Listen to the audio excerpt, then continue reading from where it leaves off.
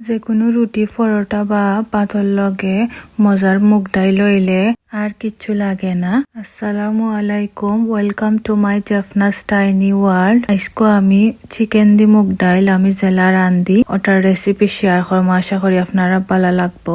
এর লাগে একটা আমি লোয়ারা লই লাইছি, লোয়ারার মাঝে আমি 2 কাপ মুগ ডাইল দিছি। মুগ ডাইল দিয়া বালায় কম আগুনে আস্তে আস্তে করিয়া বাজি লাইমু। ডাইলে অনবরত লাড়তে থাকমু, যতক্ষণ ধরি বাদামি কালার হইছে না অতক্ষণ পর্যন্ত আমি ডাইলে পালায় বাজতে থাকমু। খেয়াল রাখবা যাতে ডাইল না জ্বলে, ডাইল জ্বললে খাইতে মজা লাগতো না। এখন আমি একটা বোলের মাঝে সব ডাইল তুলে লাইছি। আজকে আমি হাট চিকেন দিয়া ডাইল রানমু। এর লাগে হাট চিকেন রে বালায় দই লাইছি, দইয়া সব মশলা সবটা রেডি করে লাইছি। ওখানে আমি একটা লোয়ারার মাঝে পরিমাণ মতো তেল লই লাইছি। তেলটা একটু গরম করিয়া আমি 2 টেবিল চামচ রসুন দিছি, 2টা এলাইচ দিছি, দারচিনি দিছি, 6টা শুকনা মরিচ দিছি। দিয়া বালায় মশলার লগে বাজি লাইমু।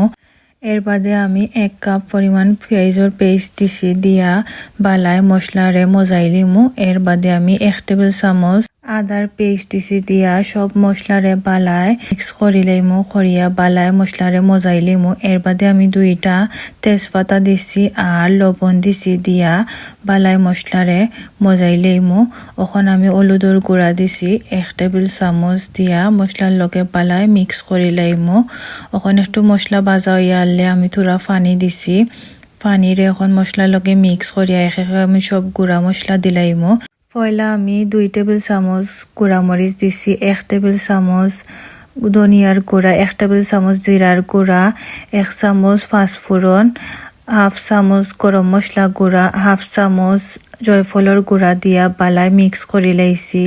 করিয়া মশলা একটু মজিয়া আইলে আমি সব দইয়া রাখা হাট চিকেন দিলাইছি, দিয়া বালায় মশলার লগে মিক্স করি লাইমু।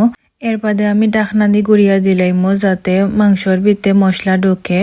এখন আমি ডাকনা তুলিয়া বালায় চিকেন রে লাড়ি লাইছি। লাড়িয়া আমি পরিমাণ মতো পানি দিছি যাতে চিকেন বালায় সিদ্ধ হইতো।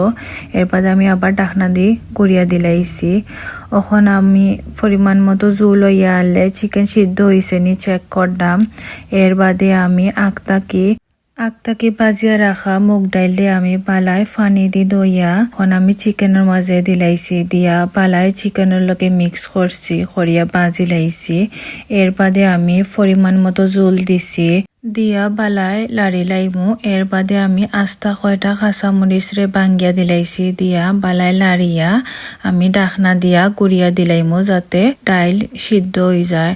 এখন আমি ডাকনা খুলিয়া আবার ডাইলে বালায় লাড়িয়া আবার গুড়িয়া দিলাইছি কম আগুন দিয়া। এর বাদে পরিমাণ মতো জুল হইয়া আনলে আমি 1 চামচ জিরার গুঁড়া দিছি, দিয়া বালায় লাড়িয়া বেসাইয়া বাখর পাতা দিলাইছি, দিয়া নামাই দিমু। আমরার মুগ ডাইল হয়ে গেছে।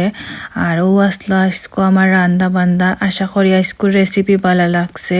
যে কোনো রুটি পরোটা বা ভাতর লগে খাইতে পারবা, যে মজার একটা ডাইল হয়। গরমের মাঝে একবার ট্রাই করে দেখবা। সবাই ভালো থাকবা। আসসালামু আলাইকুম, জাযাকাল্লাহু খাইর।